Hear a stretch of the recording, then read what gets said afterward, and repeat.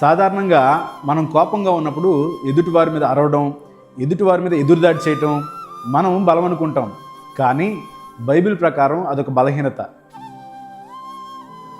పరాక్రమశాలి కంటే దీర్ఘశాంతము గలవాడు శ్రేష్ఠుడు.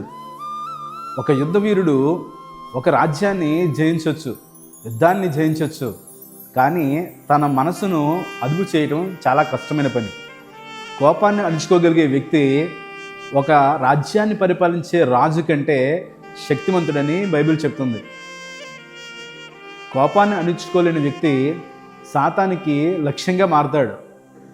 ప్రాకారం లేని పురం ఎలా పాడైపోతుందో తన మనసును అణుచుకోలేని వ్యక్తి కూడా అంతే. పూర్వకాలంలో ఎలా అయితే ప్రాకారాలు లేనటువంటి ఆ యొక్క గృహాల్లో దొంగలు ఎలా దాడి చేసేవారో, అలాగే దుష్టుడు కూడా ఒక కాపుదల లేని తన మనసును అణుచుకోలేని వ్యక్తి మీద కూడా దాడి చేస్తాడు. పాత నిబంధన అంతటా దేవుడు దీర్ఘశాంతం కలిగేవాడిగా ఆయన కనపరుచుకున్నాడు.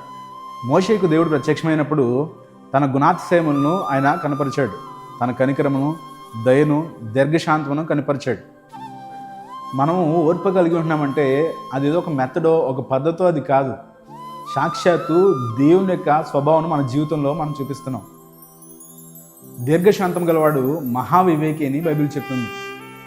మనం ఎప్పుడైతే మనం కోపంగా ఉంటామో మనము తీసుకునేటువంటి నిర్ణయాల్లో, మనం చేసేటువంటి కొన్ని పనుల్లో మన తప్పిదాలు జరుగుతుంటాయి.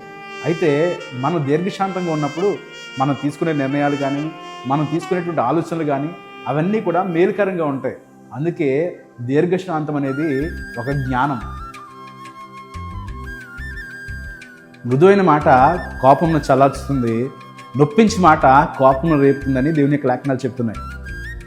మనము కోపం మీద మనం గెలవలేము. దీర్ఘశాంతంగా మనం సమాధానం చెప్పినప్పుడు మనము ఎంత కఠినమైనటువంటి హృదయాన్నైనా మనము కరిగించగలం.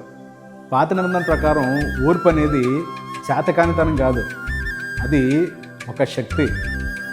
మనము కోపాన్ని అణుచుకుని ఎప్పుడైతే దేవునికి స్థానాన్ని మనకి ఇస్తామో దేవుడు మన జీవితంలో కార్యం జరిగిస్తాడు.